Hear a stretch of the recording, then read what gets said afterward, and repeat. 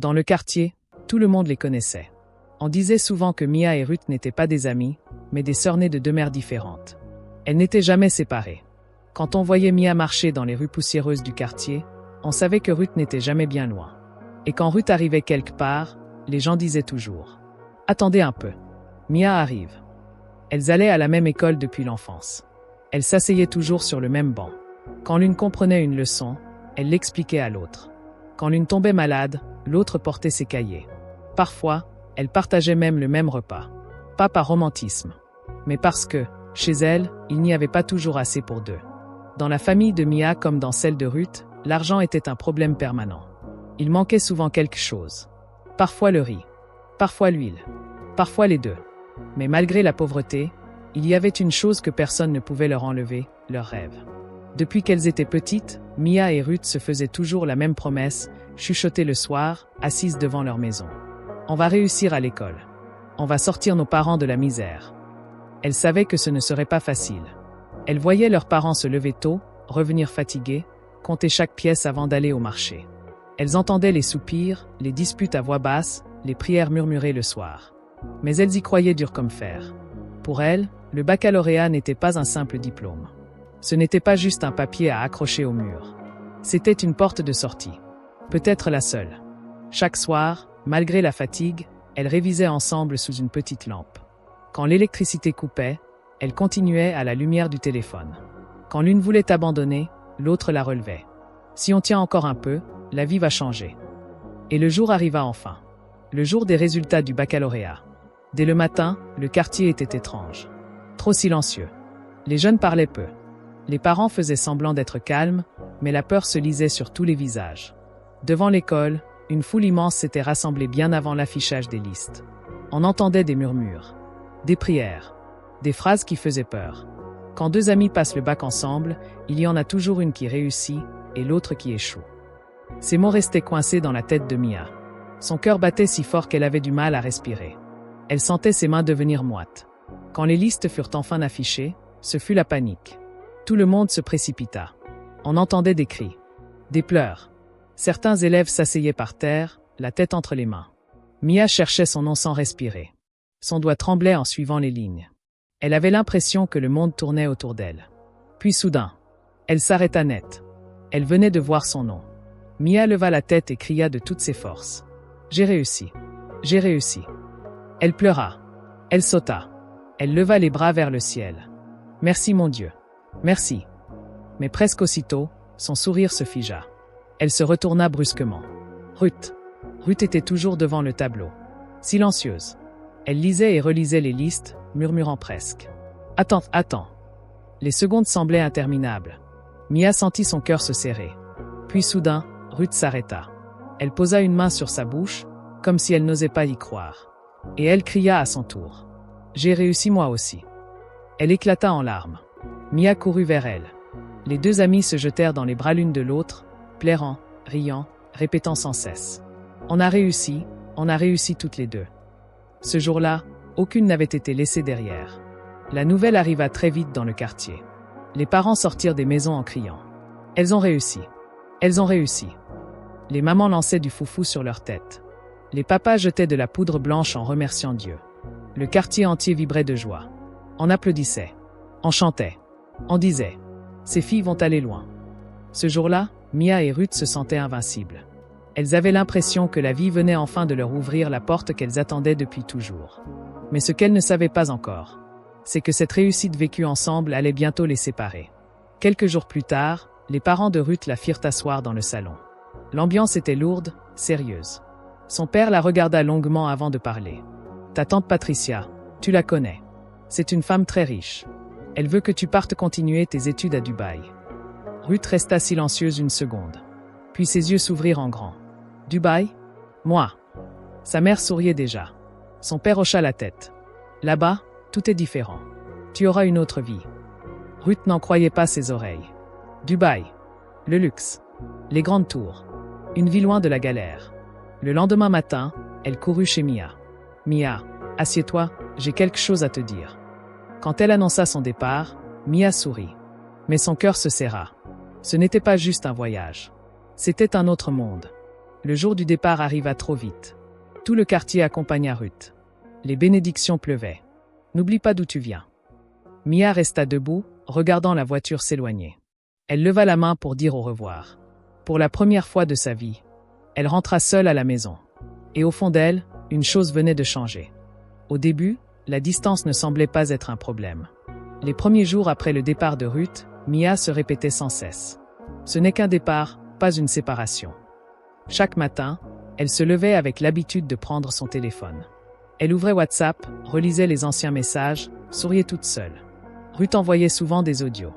Sa voix sonnait heureuse, excitée, presque irréelle. « Mia, tu n'imagines même pas ce que je vois ici. Les immeubles touchent le ciel. Tout est propre. Tout brille. Même l'air semble différent. » Mia écoutait attentivement. Elle fermait les yeux pour imaginer. Elle répondait toujours avec enthousiasme. « Je suis tellement fière de toi. Profite, travaille bien.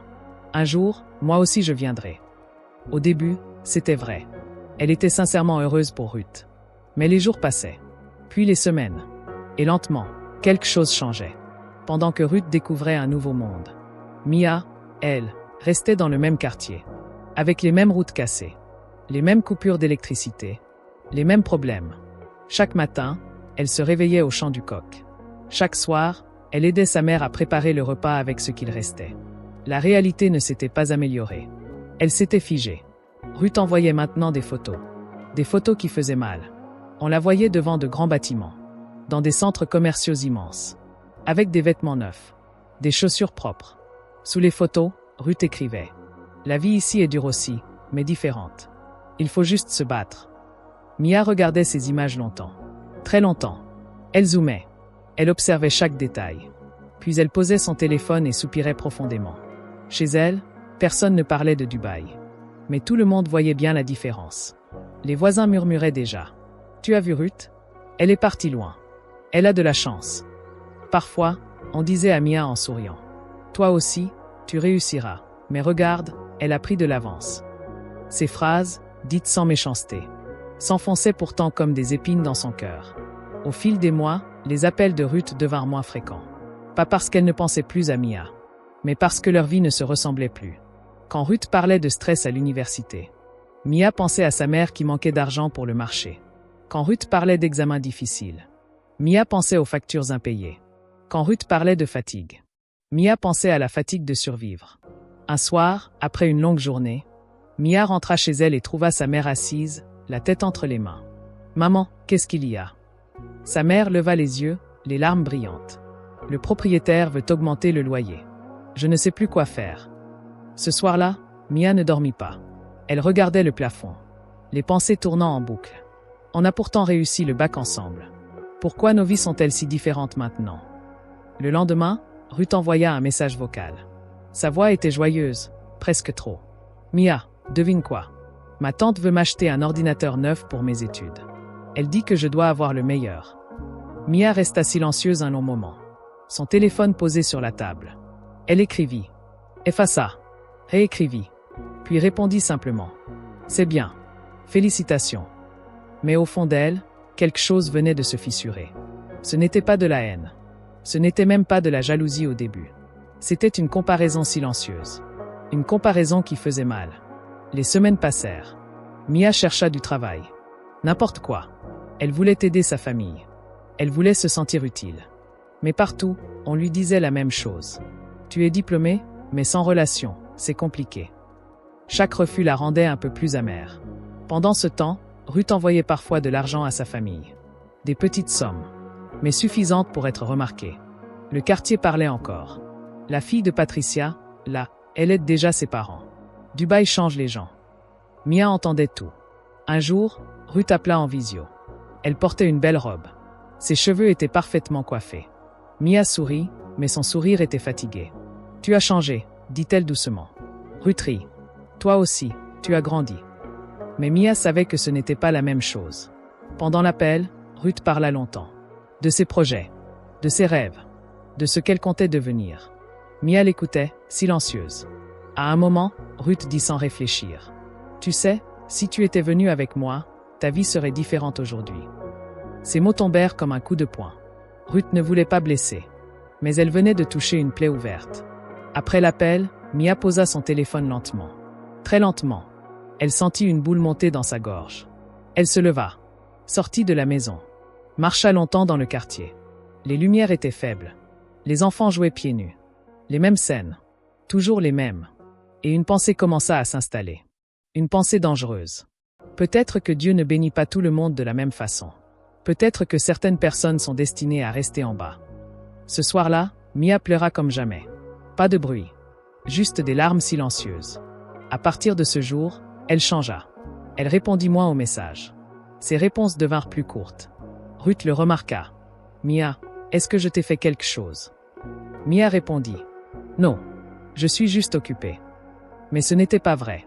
Elle était occupée à lutter contre un sentiment qu'elle n'acceptait pas. La jalousie.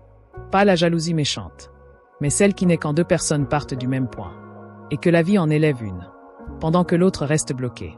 Un jour, une nouvelle arriva comme un choc. Ruth allait rentrer au pays pour quelques semaines. Le quartier s'agita immédiatement. Elle revient. Celle de Dubaï revient. Mia entendit la nouvelle sans réaction. Mais son cœur battait vite. Elle ne savait pas pourquoi. Mais elle avait peur de cette rencontre. Quand le jour arriva, Ruth descendit de la voiture avec assurance. Elle souriait. Elle brillait. Les gens l'entouraient, la complimentaient. « Tu es devenue belle. Tu as réussi. » Mia se tenait un peu en retrait. Quand leurs regards se croisèrent, elles se sourirent. Mais quelque chose n'était plus pareil. Elles s'embrassèrent. Mais l'étreinte était courte. Ruth parlait beaucoup. Mia écoutait peu. Et pour la première fois depuis leur enfance, un silence gênant s'installa entre elles. Ce jour-là, sans le savoir, les deux sœurs de cœur venaient de franchir une ligne invisible. Une ligne après laquelle plus rien ne serait comme avant. Après le retour de Ruth au quartier, plus rien n'était naturel. Avant, Mia et Ruth pouvaient rester des heures assises sans parler, juste à se comprendre. Maintenant, même quand elles parlaient, elles ne se comprenaient plus. Ruth essayait de retrouver leur complicité d'avant. Elle riait fort. Elle racontait ses anecdotes de Dubaï. Elle parlait de projets, d'avenir, de réussite. Mais plus elle parlait, plus Mia se refermait. Ce que Ruth voyait comme de simples histoires devenait pour Mia des rappels constants de son échec. Un après-midi, Ruth proposa. « Viens, on va se promener comme avant. Juste nous deux. » Mia hésita, puis accepta. Elle marchait lentement dans le quartier. Les mêmes rues, les mêmes maisons en tôle. Ruth parlait avec enthousiasme. « Tu sais, à Dubaï, les gens pensent différemment. Là-bas, tout est possible si tu travailles dur. » Mia s'arrêta brusquement. « Tu crois qu'ici on ne travaille pas dur ?» Ruth fut surprise par le ton. « Non, ce n'est pas ce que je voulais dire. » Mia reprit la marche sans répondre. Un peu plus loin, Ruth dit, presque innocemment. « Tu devrais peut-être tenter un concours ou chercher une bourse. Je peux te mettre en contact avec quelqu'un. » Ces mots, pourtant bien intentionnés, résonnèrent mal. Très mal. Mia sentit la colère monter. « Donc maintenant, j'ai besoin que tu me sauves. » Ruth s'arrêta à son tour. « Mia, je veux juste t'aider. » Mia se retourna, les yeux brillants. « Tu n'as jamais eu besoin d'aide, toi. Tout a été donné. » Le silence tomba brutalement. Ruth resta figée. « Comment ça, tout m'a été donné? Tu sais ce que j'ai enduré là-bas? Tu crois que c'est facile? » Mia éclata. « Oui, parce que pendant que tu découvrais des immeubles climatisés, moi je découvrais comment survivre sans argent. » Les passants les regardaient. Mais Mia s'en fichait. Des mois de frustration venaient d'exploser. Ruth avait les larmes aux yeux. « Mia, je ne suis pas ton ennemi. » Mais Mia n'écoutait plus. « Tu es partie. Tu as réussi. Et tu es revenue pour me rappeler que je suis restée au même endroit. » Ces mots blessèrent profondément. Ruth baissa la tête. « Si tu savais combien de fois j'ai pensé à toi là-bas. » Mais Mia coupa. « Arrête. Tu ne peux pas comprendre. » Elles rentrèrent chacune de leur côté. Ce soir-là, Mia était en feu. Elle tournait dans la maison comme un lion en cage. Sa mère la regardait, inquiète. « Mia, qu'est-ce qui ne va pas ?» Mia répondit sèchement. « Rien. » Mais au fond d'elle, une idée noire prenait forme. Une idée qu'elle n'aurait jamais imaginée quelques mois plus tôt. Le lendemain, Ruth reçut un appel. Une opportunité. Un stage très bien payé, mais dans un autre pays encore. Une chance unique. Elle était heureuse, mais hésitante. La première personne à qui elle pensa fut Mia. Elle alla chez elle immédiatement. « Mia, j'ai quelque chose d'important à te dire. » Mia la regarda froidement. « Quoi encore ?» Ruth respira profondément. J'ai une opportunité incroyable. Mais je ne veux pas partir sans te le dire. Sans ton soutien. Mia sentit son cœur battre fort. Une pensée traversa son esprit. Rapide. Dangereuse. Si elle part encore, je serai définitivement seule. Ruth continua. Cette fois, je pourrai vraiment aider ma famille. Et toi aussi. Je te le promets. Ces mots furent la goutte de trop. Arrête de promettre, cria Mia. Tu promets toujours, mais tu pars toujours. Ruth fut choquée. Tu préfères que je reste pauvre avec toi. Le silence devint glacial. Mia fixa Ruth droit dans les yeux. Tu vois, voilà exactement ce que je ressens depuis des mois. Ruth comprit trop tard. La discussion dégénéra. Des mots furent dits. Des mots qu'on ne peut pas reprendre. Tu as changé. Toi aussi. Tu te crois supérieure. Tu es devenue amère. Finalement, Ruth dit, la voix tremblante. Peut-être qu'on n'est plus sur le même chemin. Ces mots furent comme une lame. Mia répondit, froide. Oui. Va continuer ta vie parfaite. Ruth partit en pleurant. Ce soir-là, Mia ne ressentit aucune victoire. Seulement un vide immense. Les jours suivants, Ruth tenta d'appeler. Mia ne répondit pas. Elle bloqua son numéro. Elle bloqua ses réseaux. Elle coupa tout. Si je ne la vois plus, je ne souffrirai plus. Mais elle se trompait. Quelques semaines plus tard, une nouvelle terrible arriva. Ruth avait eu un grave accident.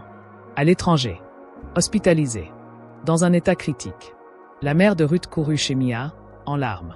Mia, appelle-la, elle demande après toi. Mia sentit le sol se dérober sous ses pieds. Son téléphone tremblait dans sa main. Elle hésita. Longtemps. Toutes les disputes. Toutes les paroles dures. Tout revenait en boucle. Puis le téléphone s'éteignit. Batterie morte. Cette nuit-là, Mia ne dormit pas. Au petit matin, la nouvelle tomba. Ruth était morte. Le monde s'effondra. Mia hurla. Elle tomba à genoux. Elle se frappa la poitrine.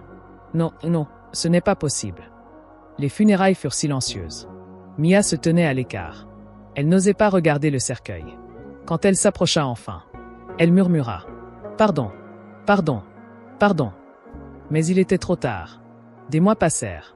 Mia n'était plus la même. Elle avait appris une leçon brutale. La jalousie ne détruit pas l'autre. Elle te détruit toi-même. Chaque soir, elle regardait le ciel. Et pensait à Ruth, la sœur qu'elle avait perdue. Pas à cause de la distance, mais à cause de son propre cœur.